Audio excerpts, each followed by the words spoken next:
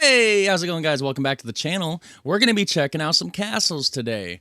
We got a video called Castles Along the Rhine River from Bingen to Koblenz. Probably didn't pronounce that right. Germany's upper middle Rhine Valley by drone. Let me show you here.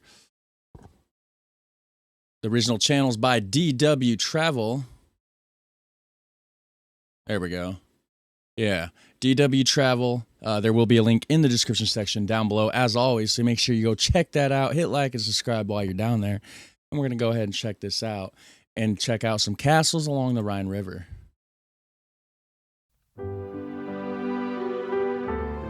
The Rhine is one of Europe's primary transport arteries, as well as a tourist destination.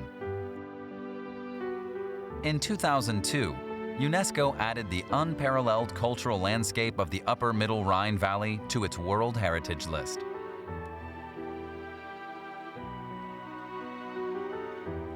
This section of the river valley stretches around 65 kilometers from Bingen to Koblenz.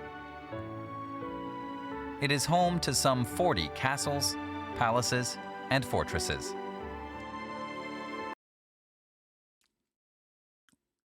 These fields are on the side of a hill. How does that work? How do you farm on the side of a hill? We start our journey in Bingen. The town's landmark is the 13th century Klopp Castle, built on the 130-meter-high Kloppberg. It was destroyed many times. It offers a magnificent view of the valley that has inspired countless artists and writers.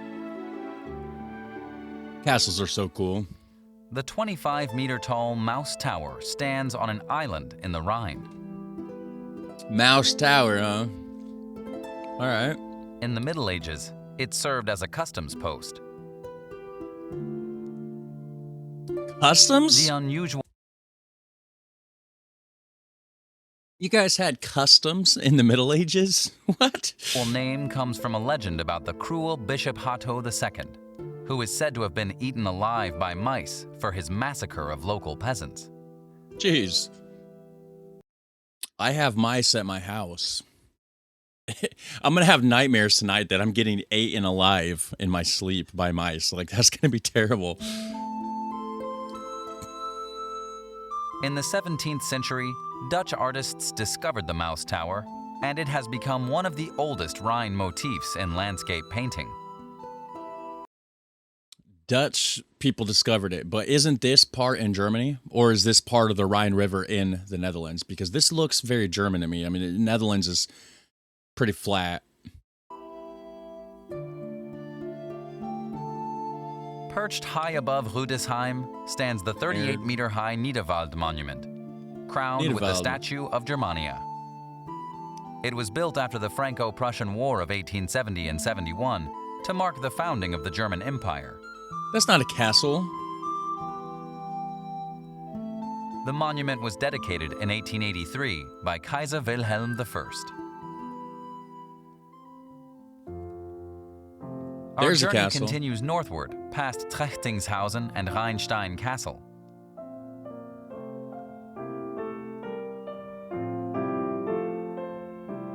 That's really cool. It too has been shaped by the constant waves of destruction and reconstruction. Castles are so cool. Like, it's just like built into the In landscape. Look at that. 1823, Prince Frederick Wilhelm of Prussia had the castle renovated as a summer residence in the Rhine Romanticist style. Today, it houses a hotel, museum, and restaurant. Nice. Our next stop is Bacharach, which once served as the center of the County Palatine of the Rhine. Stolzenfels Castle rises majestically above the town.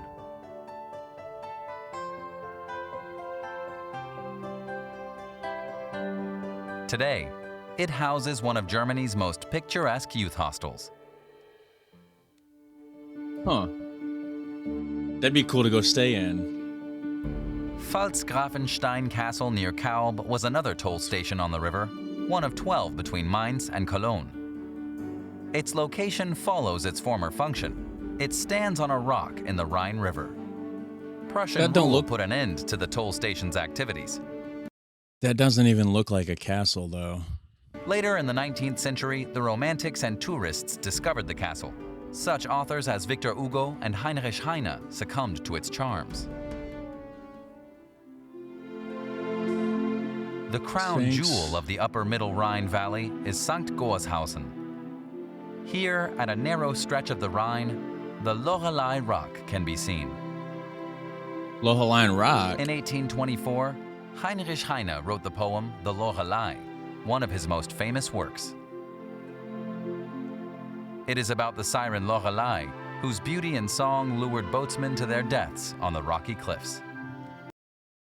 And I bet she's not as beautiful as my girlfriend.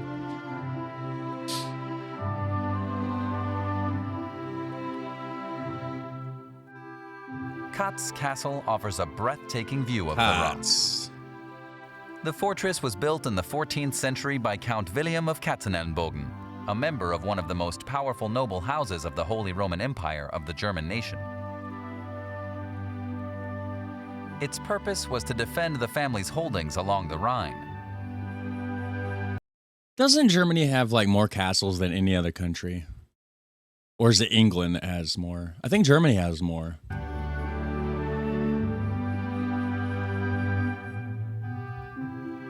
Count William intended Katz's Castle to outclass Maus Castle just to the north. So mouse in German is M-A-U-S, because I know in Dutch it's M-U-I-S. The local people were quick to make fun of the competition between Katz and Maus castles. The biggest castle on the Middle Rhine is Rheinfels Castle, now Cats and mice. partly a ruin perched on a rocky outcropping 115 meters above St. Goa. It was built in the Middle Ages as a fortress and long considered impregnable. In the 18th century, it was heavily damaged by the French Revolutionary Army and used as a quarry. Prince Wilhelm of Prussia kept it from falling into further ruin. As a quarry, huh? And this Prussia thing is... I need to learn about Prussia because Prussia doesn't exist anymore, but it used to be where Germany's at, right? And part of Poland and like maybe the western end of Russia or something. I don't know for sure. Today, it's a landmark of St. Goa and a favorite tourist destination. Many of the castles along the Rhine were destroyed in the 19th century, only to be rebuilt true to the original. Marksburg Castle escaped this fate. Why were most of them destroyed in the 19th century? What happened in the 1800s to destroy all these castles? It's the only hilltop castle along the Middle Rhine never to have been destroyed. It stands 90 Nice. meters above the town of Braubach. The completely preserved fortress gives an insight into medieval life. Very cool. Our journey ends in Koblenz. Towering above the west bank of the Rhine is Stolzenfels Castle. It dates back to the 13th century.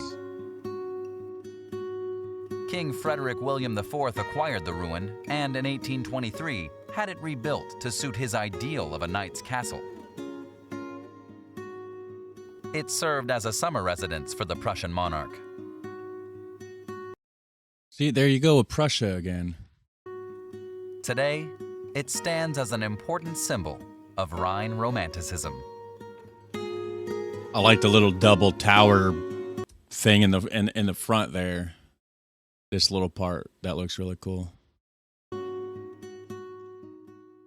Well, there we go, guys. Castles along the Rhine River. Have a super fun, awesome day. I'll catch you in the next one. All right, take care. Bye.